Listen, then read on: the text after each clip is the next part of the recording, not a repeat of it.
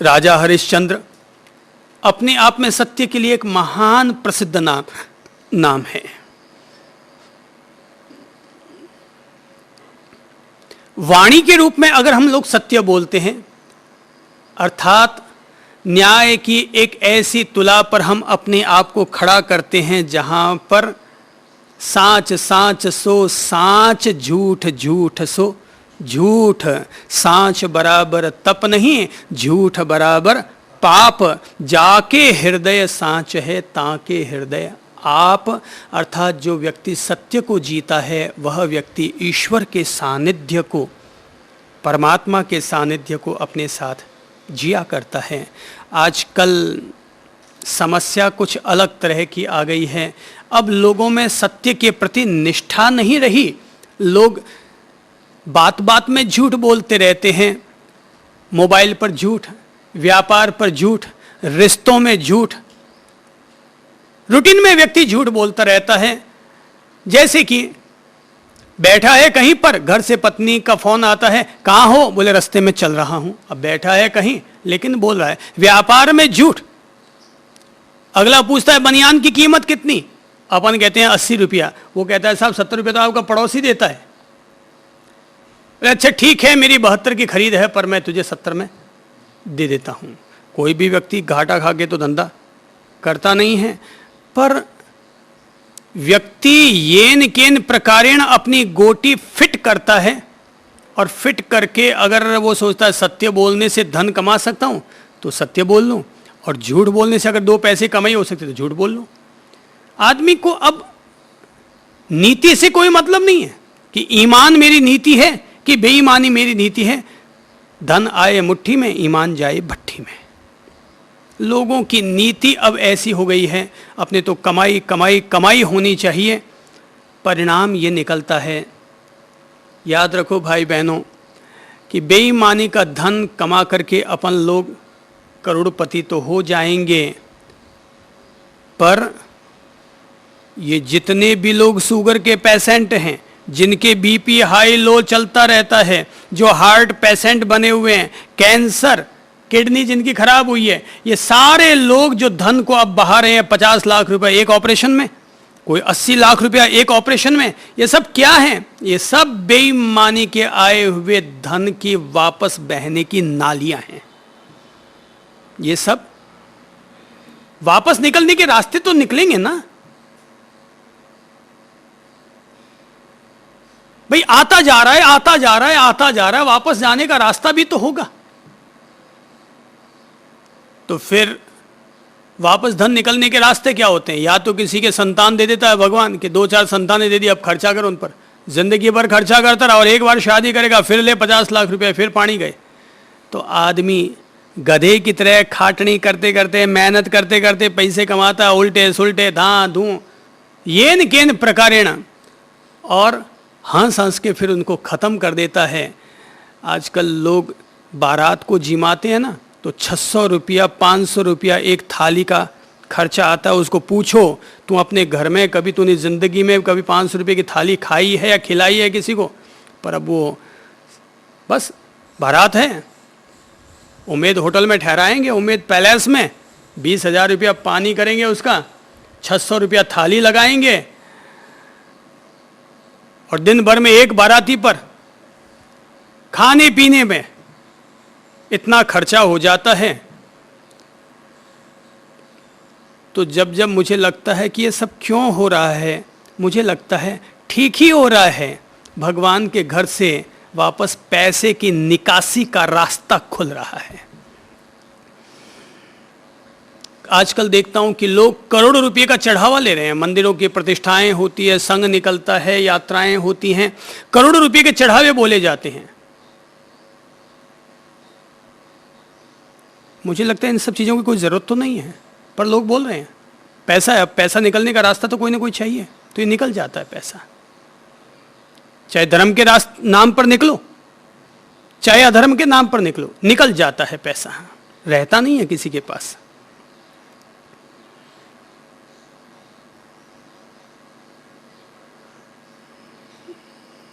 झूठ, बेईमानी, छल, प्रपंच, पहले तो उल्टा सुल्टा करके पैसा कमाओ और फिर धर्म करके या दान करके अपने किए गए पापों को धो।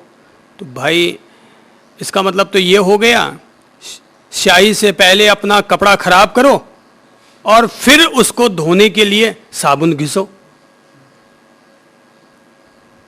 तो क्या फर्क पड़ना है समाज में? यही तो होगा कि भाई हम दानवीर नहीं है, यही तो एक ठप्पा नहीं लगेगा हमारे पर कि हम दानवीर नहीं है। ठप्पा जो लगता है कि हाँ ये साहब ये बड़े सेठ साहब हैं, दानवीर हैं।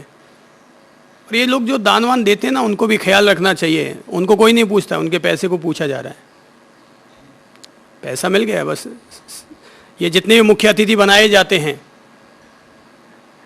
कोई अगर सोचता है कि राष्ट्रपति हूं और मुझे बुलाया जा रहा है, तुझे कौन बुला रहा है भाई? राष्ट्रपति पद को बुलाया जा रहा है, तू उतर के देख, पता चलेगा तुझे कितने बुलाने वाले हैं। हाँ, अभी तक राष्ट्रपतियों की लाइन में एक अब्दुल कलाम साहब एक ऐसे जरूर हुए कि जो आज उतर भी गए हैं, तब भी देश में उनके प्रति इज्जत है। लोग आज भी उनको सैल्यूट मारते हैं। बाकी इतने सारे राष्ट्रपति उतर गए हैं, उतरते को कौन पूछता है? चढ़ते को सब पूछते हैं। खैर जो भी हो, लेकिन एक बात तय है कि अपन लोग झूठ, बेईमानी, छल, प्रपंच या जो कुछ भी अपन करेंगे, अमरत्व अगर किसी से मिलता है वो सत्य से मिलता है। इंसान को सिद्धि जो उपलब्ध होती है वो सत्य से उपलब्ध होती है। और मेरा अनुभव मुझे बताता है कि जब जब अपन लोग अपने सत्य को नजरअंदाज करते हैं और सत्य को अपन लोग कहीं और गिरवी रख बैठते हैं, अपन लोगों के जीवन में रहने वाली सिद्धि कम होती है, उसकी कटौती होती है, उसकी हत्या होती है। तो एक तो होता है वाणी का सत्य, दूसरा होता है जीवन का सत्य, चरित्र का सत्य, ईमान का सत्य। मेरी समझ से झूठ नहीं बोलना चाहिए। झूठ तभी बोलना चाहिए जब हमें लगे हम पर, हमारे प्राणों पर आ गई है, तब तो ठीक है, एक दफा बात को घुमा फिरा के परोस दो। अगर लगता है भाई बात अब इज्जत बेइज्जत की आ गई है कि अगर हम सच बोल बैठे तो ये हमारे लिए बहुत घाटे का सौदा हो जाएगा, तब ठीक है, बात को घुमा फिरा करके अपनी बात पेश कर दीजिए। बाकी सत्य बोलना चाहिए, साफ सुथरा बोलना चाहिए, विनम्रता से बोलना चाहिए, सही ढंग से बोलना चाहिए। वो सुरक्षित रहता है, उसकी इज्जत रहती है। तो झूठ तभी बोलना चाहिए जब हमें लगे हमारे जान पर आ चुकी है, तब एक दफ़ा झूठ बोलना मंजूर हो जाएगा। बाकी रूटीन लाइफ में अपन लोगों को झूठ बोलने से पूरी तरह परहेज रखना चाहिए। तो ये झूठ बोलने पर लगने वाला जो अंकुश है, इसका नाम है यम। सत्य नामक दूसरा यम। यम के दो अर्थ होते हैं, एक होता है अंकुश और दूसरा होता है मृत्यु। इसलिए यमराज को भी यम ही कहा जाता है, मृत्यु के देवता को यमराज कहा जाता है। तो दोनों ही अंकुश लगा रहे, एक जीवन पर आके अंकुश लगाता है और अपन लोग अपनी तरफ से अंकुश लगाते हैं। पहला है अहिंसा, हिंसा पर लगाया जाने वाला अंकुश। दूसरा है सत्ययम, झूठ पर लगाया जाने वाला अंकुश। और तीसरा है अचौर्य यम, चोरी पर लगाया जाने वाला अंकुश। धन का अर्जन तो करना होगा, धन तो अपन लोगों को कमाना होगा, पर झूठा धन, चोरी का धन,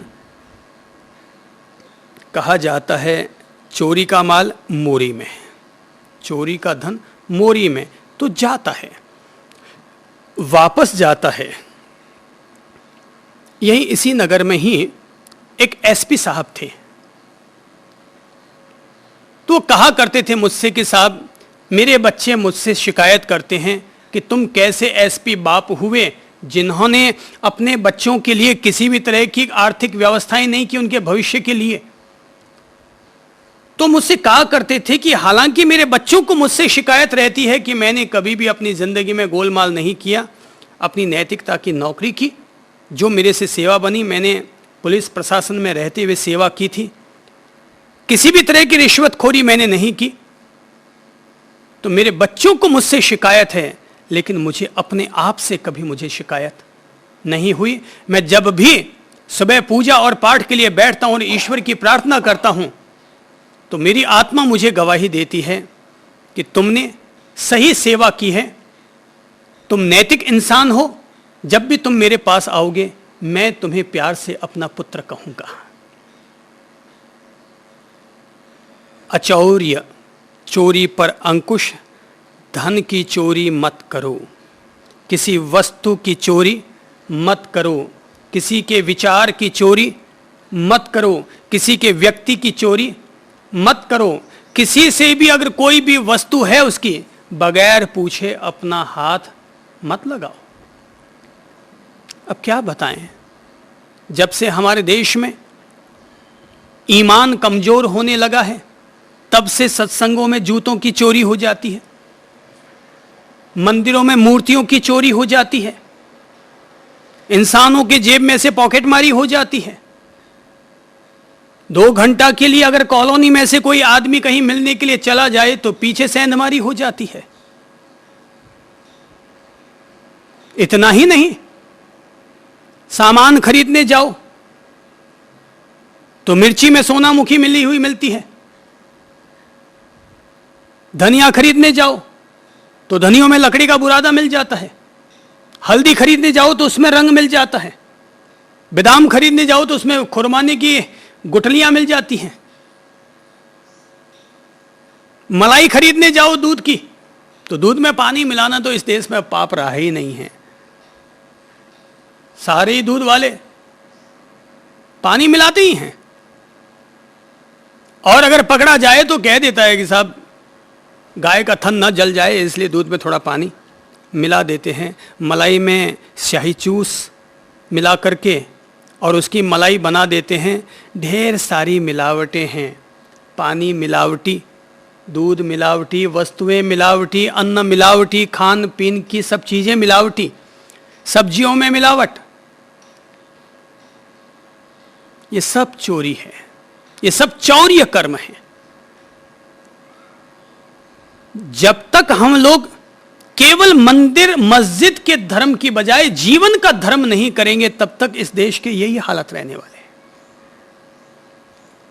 धर्म कोई ये नहीं कि 15 मिनट मंदिर मस्जिद में जाके कर लिया जाए, कि सुबह गए नमाज अदा करके आ गए, कि मंदिर में गए और पूजा पाठ करके आ गए और अपन धार्मिक हो गए।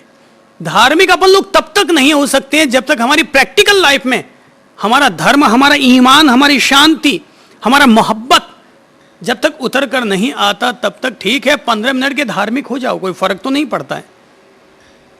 23 घंटे मिलावट करने वाला आदमी मंदिर जाए तो भी ठीक और न जाए तो भी ठीक। हर आदमी नमाज अदा न करे, हर आदमी मंदिर न जाए। नमाज अदा करने से पहले नमाज अदा करने की पात्रता अख्तियार कर ले। ऐसा नहीं कि कोई आदमी अगर मुसलमान है तो जन्मते ही नमाज अदा करनी शुरू कर दो। हाँ, जन्मते अगर नमाज अदा करवाते हो तो फिर भी एक बात कबूल हो जाती है, क्योंकि छोटा बच्चा झूठ नहीं बोलता, चोरी नहीं करता। छोटा बच्चा सत्यवादी होता है, पर जो जो छोटा बच्चा बड़ा होता है त्यों त्यों खोटा होता चला जाता है। तो अगर मंदिर में हमने कदम रखा है तो इसका मतलब यह है कि लोग समझ ले ये वो आदमी हैं जिसके जीवन में नैतिक मूल्य है। पर अगर कोई आदमी मंदिर जाता है और नैतिक मूल्य अपने जीवन में नहीं रखता, तो मेरी बात को कोई बुरा ना माने, तो मैं तो कहूँगा हमें फिर मंदिर नहीं जाना चाहिए। मंदिर जाने से पहले मंदिर जाने की पात्रता पहले प्राप्त कर लेनी चाहिए। नवकार मंत्र, गायत्री मंत्र या अन्य कोई भी धर्म मंत्र हमें तभी स्मरण करने चाहिए जब हम इसकी पात्रता पहले प्राप्त कर चुके हैं। और पात्रता प्राप्त करने के लिए कोई गुरुजी के मुंह से कान में मंत्र फुंकवाने से पात्रता नहीं आती है। जीवन में सच्चरित्रता, जीवन में नैतिक मूल्य, जीवन में ईमान, जीवन में पंच यम, पंचशील, पंचव्रत धारण करने से व्यक्ति में पात्रता आती है। आजकल एक बड़ी जबरदस्त परंपरा चल रही है और वो है चेला बनाने की परंपरा। पूरे देश भर में जितने भी महान गुरु हैं वे सारे महान गुरु एक ही बात में लगे हुए हैं कि अपने चेलों की जमात बढ़ाई जाए, किसी के 10 लाख चेले हैं, किसी के 2 लाख चेले हैं, किसी के 4 लाख चेले हैं, मैं